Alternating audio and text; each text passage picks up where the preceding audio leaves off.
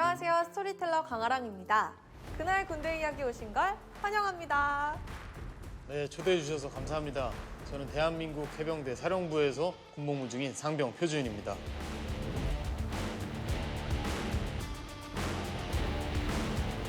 기왕이면 저희 색상둥이가 나와가지고 노벨상도 3개 타면 좋겠어요.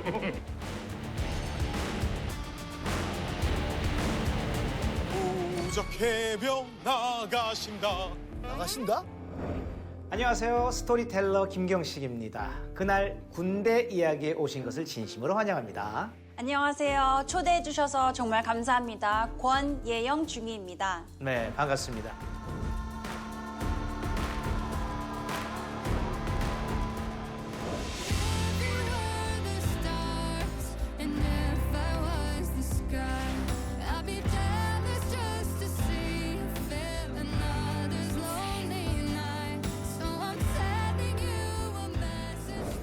우리 중위님 이 노래 혹시 들어본 적이 있으신지 모르겠어요. 제가 조금만 불러볼게요. 넌 보다가 휘날리는 바람찬 흥난바다에 먹을러와 불러봐 하바다다 금수나 이 모르세요? 한국말 같기도 하고 아닌 것 같기도 하고 아니 사실은 들어본 것 같아요. 근데 솔직히 무슨 노래인지는 잘 모르겠어요. 금수나 들어본 것 같기도 한데요. 무슨 노래인지 정확하게 모르겠는데 그 영화 국제시장 거기서 한번 들어봤던 것 같습니다. 아, 네, 맞습니다. 굿세어라 금수나라는 노래인데요. 그 역시 영화 국제시장에 나오면서 6.25 전쟁을 겪지 않은 세대에게도 많이 알려졌습니다. 전쟁 중에 흥남부두에서 그 여동생 금순이와 헤어진 오빠의 비통함을 담고 있는데요. 그런데 이 노래 가사를 곰곰이 곱씹어보면은 좀 의문이 생기지 않습니까? 금순이 남매는 왜 흥남부도에 갔을까요? 오늘의 이야기는 이 의문에서부터 시작됩니다. 자, 지금부터 사건이 일어났던 그날로 가볼게요.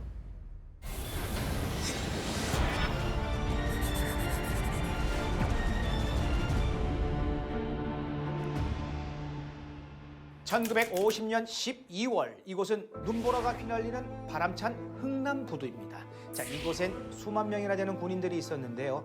그들은 장진호에서 치열한 전투를 끝내고 흥남에 도착한 국군과 유엔군이었어요. 그쵸. 장진호 전투는 정말 치열했다고 들었습니다. 네. 전투에 참전했던 아군뿐 아니라 중공군의 피해가 막심할 정도로요. 맞습니다. 흥남부두에는 군인들만 있는 게 아니었어요. 군인들을 따라서 사람들이 밀려들기 시작하는데요. 그 숫자가 어찌나 많은지 끝이 보이지 않았어요. 이 사람들은 누굴까요?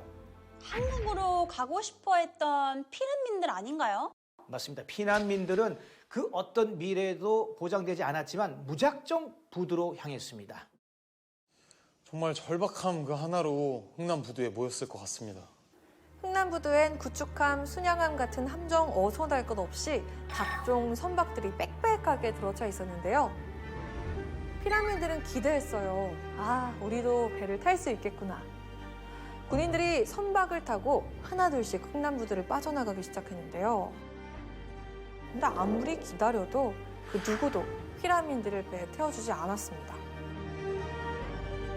기대는 점점 절망으로 바뀌었습니다. 아니 그렇게 수많은 배들 중에 피난민을 태울 수 있는 배는 한 척도 없었네요. 흥남부두엔 10만 명이 넘는 국군과 유엔군이 있었는데요. 이들은 어떻게 이곳에 오게 됐을까요?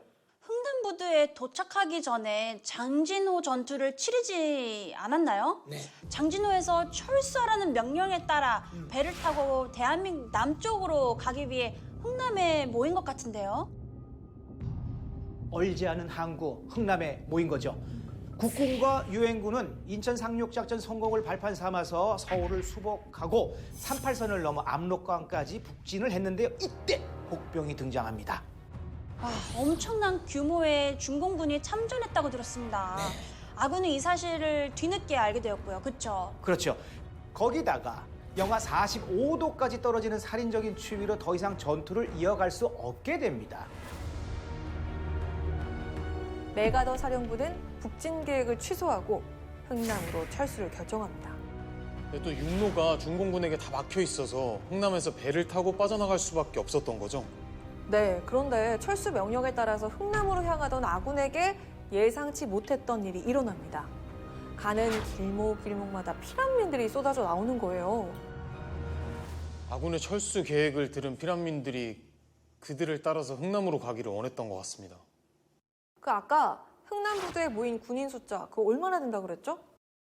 한 10만 명 정도라고 하셨던 것 같습니다. 네. 1950년 12월이면 아직 그 6.25 전쟁이 끝나지 않았을 때잖아요. 군인 10만여 명에다가 탱크, 무기를 포함한 군수물자가 수십만 톤이나 됐죠. 여기다가 피난민도 10만 명이 넘었죠.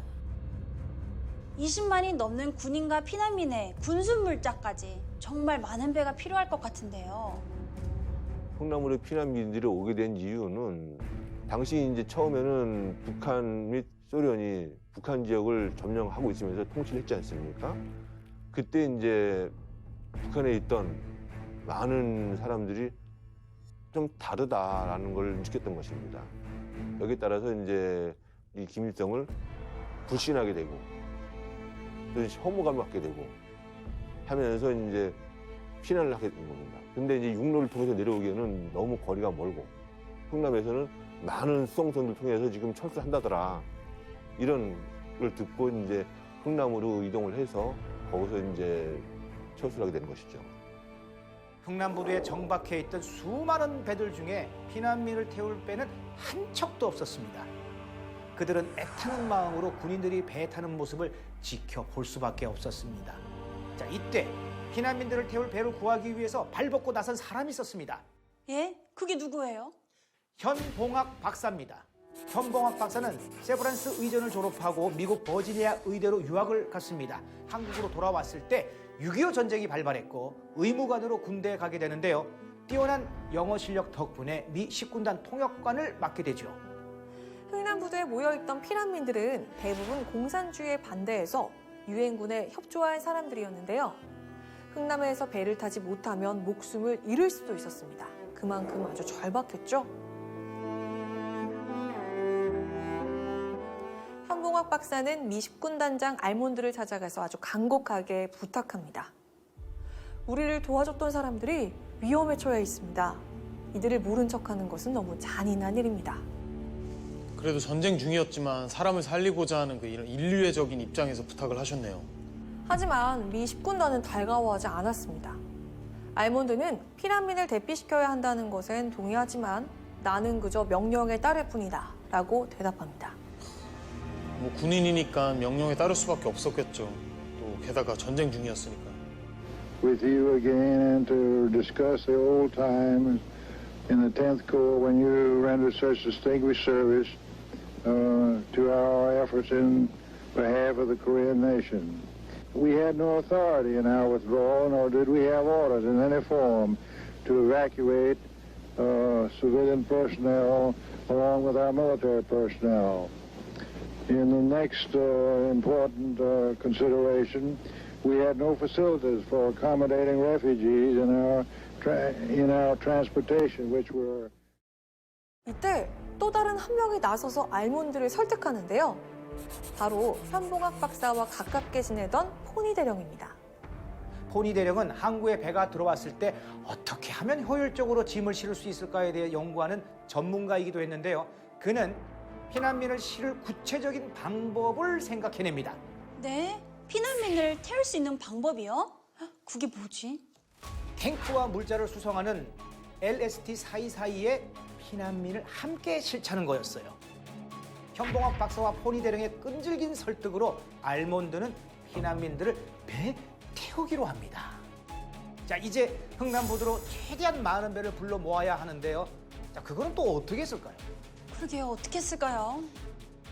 인천이나 부산을 포함해서 한반도 인근에 있는 군함, 수송선, 작은 어선까지 모든 배들을 흥남부두로 부릅니다. 그리고 작전명 크리스마스 카고 흥남 철수 작전이 시작됩니다. 카고가 피난민들을 의미하는 거죠? 네, 맞아요. 흥남부두에 도착한 배들은 무기와 짐, 기름까지 다 버리고 피난민들을 태웁니다. 하지만 이때까지도 언제 들이닥칠지 모르는 중공군 때문에 안심할 순 없는 상황이었는데요. 미군은 피난민들이 승선하는 동안에 함포 사격과 공중 폭격을 하면서 그들을 엄호했고 점점 방어선을 좁혔습니다. 미군은 민간인을 보호하는 일도 하나의 작전으로 생각하고 임무를 다한 것 같습니다. 네, 미국 선원들은 승선하는 피난민들에게 그들이 할 수 있는 유일한 한국말을 했는데요. 이거 뭔지 아세요? 잘 모르겠습니다. 무슨 말을 했나요? 빨리빨리. 빨리빨리였습니다. 아, 빨리빨리. 그러니까 뒤쫓고 있는 중공군 공격을 막으면서 피난민을 한 명이라도 더 태워야 하는 급박한 상황이었잖아요. 시간은 자꾸 흐르고 이제 흥남 철수작전도 막바지를 향해 가고 있었습니다. 피난민과 물자를 실은 배들이 하나둘씩 흥남부두를 빠져나갔어요. 하지만 아직 14,000명이 넘는 피난민들이 남아 있었습니다. 아직도 14,000명이나 남은 거예요? 네, 맞습니다. 하지만 흥남부두에는 단 한 척의 배만 있었습니다. 수송함인 메로디스 빅토리오였는데요.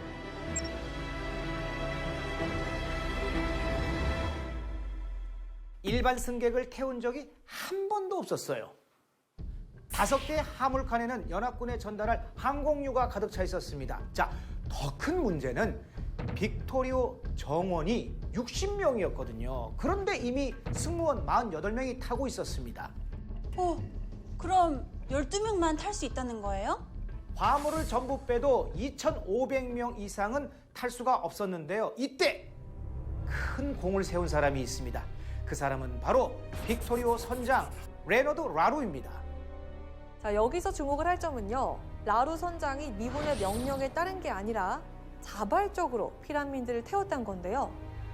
흥남 근처 바다에는 기뢰가 쫙 깔려 있었는데 이거 잘못 거느렸다가는 배는 물론이고 선원까지 위험에 빠질 수 있는 상황이었습니다.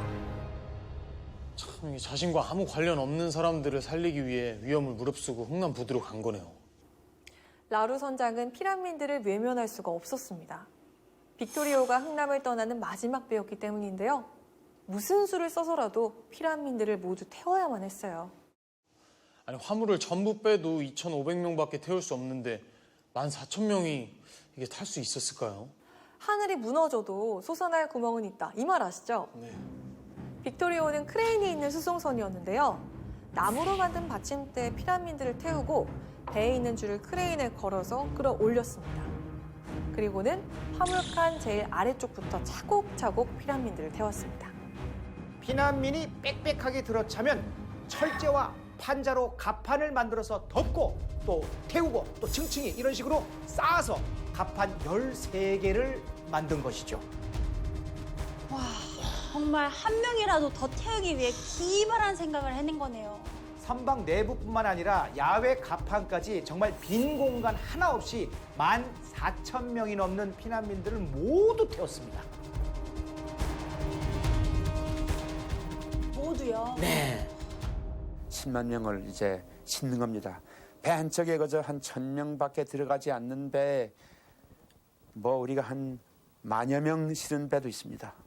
그런데 자리가 없어서 그냥 모두 그 간판 위에 올라앉아서 움직이고 있는데 그중에서 얼어 죽은 사람도 있고 아기 난 사람도 있고 아기가 죽은 사람도 있고 뭐 정말 비참하기가 뭐 짝이 없었지요. 이렇게 피난민들을 태우는 데만 꼬박 하루가 걸렸는데요. 12월 22일부터 피난민을 태우기 시작해서 다음날 오후가 다 돼서야 승선이 끝났습니다. 와, 정말 한 명이라도 더 태우기 위해서 고심하느라 아주 시간이 오래 걸렸던 것 같습니다. 네, 12월 23일 빅토리오는 흥남부두를 떠납니다. 피난민들은 칼바람이 살갗을 파고드는 추위에 난방시설은커녕 식량이나 물도 없이 콩나물 시루처럼 빽빽하게 붙어 웅크리고 있었지만 그래도 표정만은 밝아 보였는데요. 왜 그랬을까요? 글쎄요, 그래도 자유를 찾아 떠난다는 뭐 기대감 뭐 이런 것 때문 아닐까요? 네, 그렇겠죠? 자, 이제 마지막 임무만 남겨놓고 있었습니다. 피난민들을 태우기 위해서 버린 군수 물자와 무기들이 적군의 손에 넘어가는 걸 막기 위해서 모두 불태웠고요. 철수 작전에 사용했던 시설물들을 폭파하는 것이었습니다. 야, 드디어 흥남 철수 작전이 성공적으로 끝났네요. 이제 피라민들만 무사히 목적지에 도착하면 되는 거네요. 밤낮을 쉬지 않고 달리던 빅토리오가 천천히 속도를 늦추기 시작합니다. 드디어 목적지인 부산에 도착했습니다.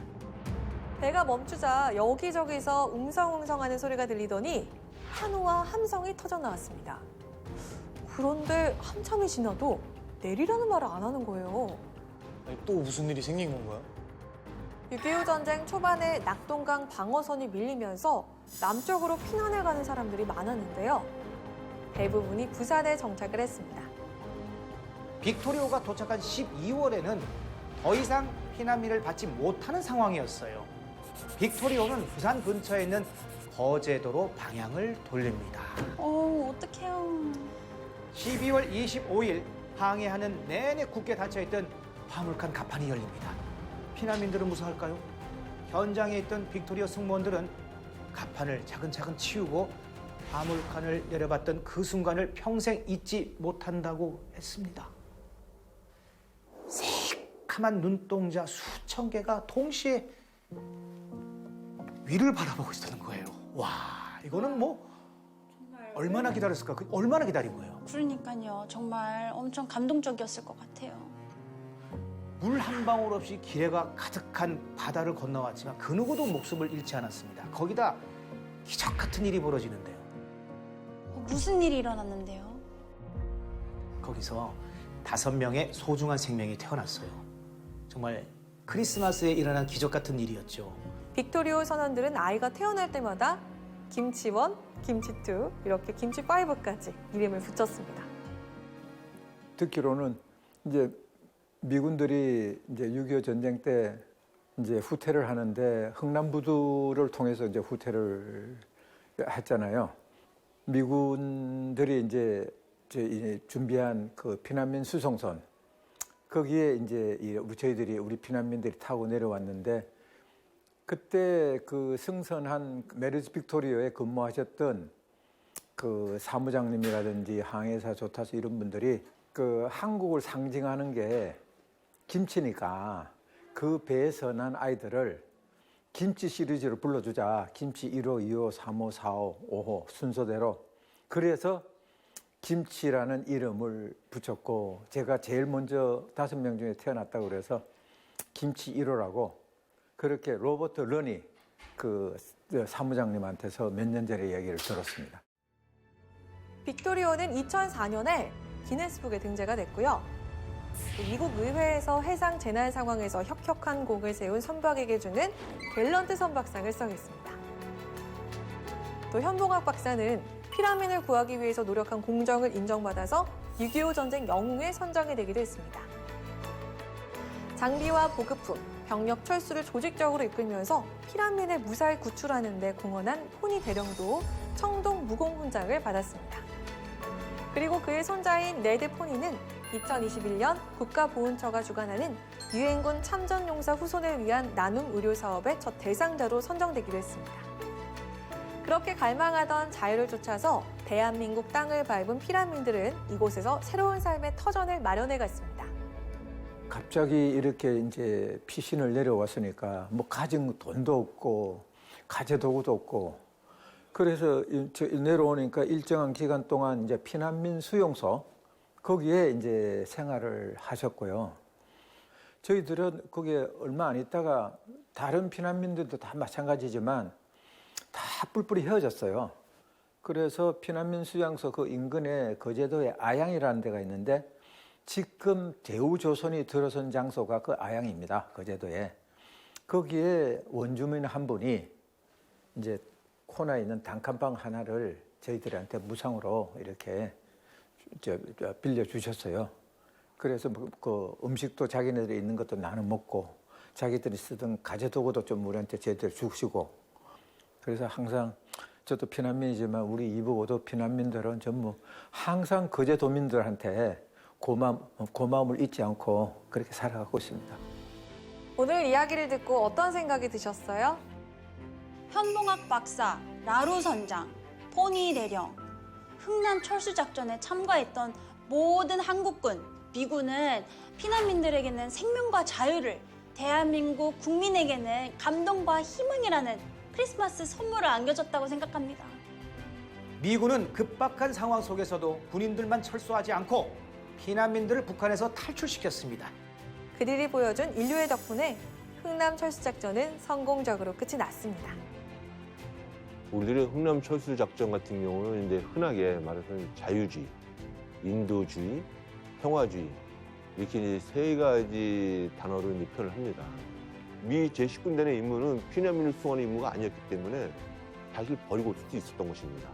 그런데 그 피난민들을 다 싣고 넘어올 수 있었던 인도주의, 거기에 따른 또 이제 또 우리가 말하는 평화를 가질 수 있었고, 그 이후에 이제 그런 사람들이 정착할 수 있는 여건도 됐었고, 이런 부분들 때문에 우리가 그 흥남 철수 작전은 자유주의, 인도주의, 평화주의를 실현한 그러한 작전이었다라고 표현들을 하고 있습니다. 네, 오늘 이야기를 통해서 한미 동맹의 중요성을 다시 한번 깨닫게 됐습니다. 자유와 평화를 위해 목숨 바쳐 희생한 국군과 미군의 헌신에 감사드립니다. 6.25 전쟁은 한미동맹의 기반이 됐습니다. 대한민국과 미국 두 나라는 확고한 군사 동맹을 기반으로 강력한 유대 관계를 발전시켜 왔습니다. 저도 6.25 전쟁 때부터 이어져 온 한미동맹 일원으로 자유민주주의의 소중함을 되새기고 이를 지키기 위해서 열심히 노력하겠습니다. 한미 동맹의 가장 대표적인 사례가 흥남 철수 작전 아니에요.